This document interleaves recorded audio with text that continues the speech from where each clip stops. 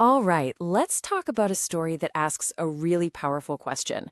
What if the ending we all know wasn't the ending at all?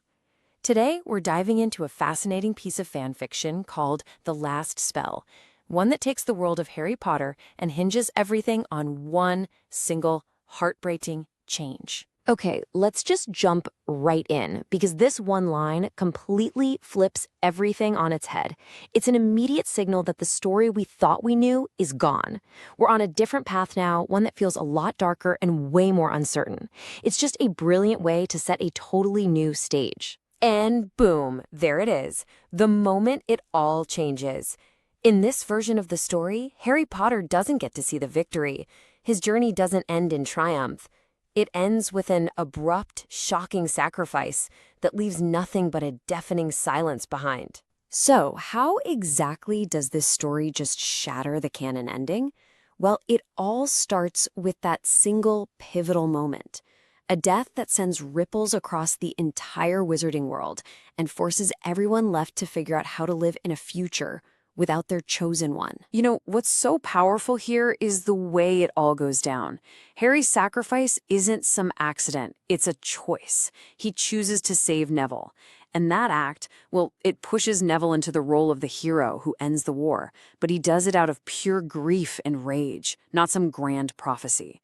So instead of a celebration, you're just left with this hollow, devastating silence. So, in the wake of that terrible silence, the story gets really interesting. It immediately zooms in on two totally different kinds of mourning. This sets up a narrative that isn't really about the end of a war, but about the deeply personal and sometimes very secret grief that comes after. I mean, just look at this contrast. It's incredible. On one side, you've got Ginny's grief. It's loud, it's public, it's exactly what everyone expects to see. But then there's Hermione. She's like a statue. And that one gesture, her hand on her abdomen, that's the only clue you get. It tells you her silence isn't empty, it's full. It's full of the immense weight of a secret. You're immediately hooked. And she keeps this up, you know? As the survivors gather, she just makes herself useful. She becomes almost robotic. Brewing tea, drafting memorials. But you realize this isn't just her coping mechanism. No, this is a shield. She is building a wall of tasks to protect herself from everyone's questions and their pity, especially from Ron. And that is the whole point, right? Her stillness, her absolute control. It's not because she doesn't feel anything. It is the exact opposite. It's the crushing weight of one secret.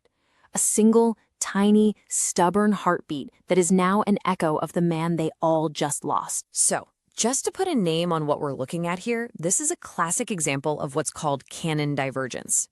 The story takes one critical moment, in this case Harry's death, and uses it as a jumping-off point to explore a brand new what if, focusing entirely on the emotional fallout for the people left behind. Now, to really understand Hermione's impossible strength, the story has to take us back in time, to a quiet moment and a desperate promise that was made right before the final battle kicked off. So, while the entire wizarding world is saying this big, formal goodbye to its hero, Hermione is completely disconnected. She's there physically, but her mind, it's retreated. It's gone back to the very last time she felt safe, to the last conversation she had with the man she loved. And we hear Harry's voice, right here, in a flashback, asking for something that is going to motivate every single thing she does from this moment on. He was clearly preparing her for a possibility he thought was all too real. And this is the promise, and it's brutal. He doesn't just ask her to survive. He asks her to live, to have the future they dreamed about, even if he's not in it. This just reframes her whole struggle, doesn't it? Her being so stoic, it's her desperately trying to honor his last wish. Her response in that moment is this fierce, beautiful declaration of her love. But now, looking back, we know it's also just tragically foreshadowing the truth.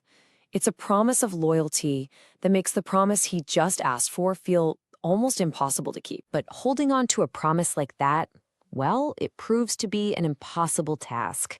So now we get to the story's emotional climax, where the walls Hermione has so carefully built around herself finally, and just heartbreakingly, start to crumble. And this detail here, is so important.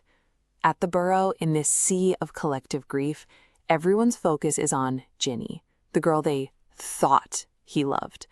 And because of that, Hermione is completely alone, completely isolated. Her grief is so private, she becomes invisible, even to her best friends. So she escapes to his old room, and it's the small, intimate details that really show you the nature of her loss. The unmade bed, a jumper on a chair, the faint scent on his pillow. She's not mourning a public savior. She is missing a person, the real, everyday pieces of him. And here, finally alone, she lets the words come out.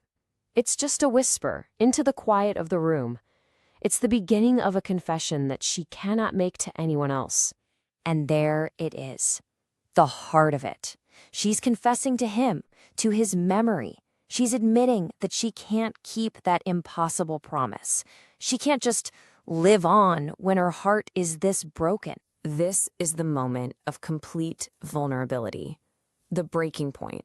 All of that strength, all the composure she's shown the entire world, it just dissolves into this one helpless, honest admission. And that changes everything.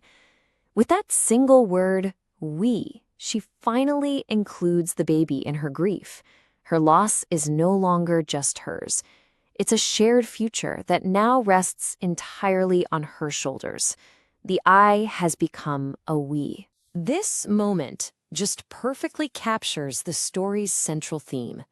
Downstairs, the world is performing the public rituals of mourning. But the true goodbye, the real catharsis, it happens up here, in private. It's a heartbreaking, secret moment between Hermione, the memory of Harry, and their unborn child. Ultimately, this is the question the last spell leaves us to think about. It uses a familiar world to tell a profoundly human story, not about magic or destiny, but about private grief, enduring love, and the incredibly fragile hope of a new beginning.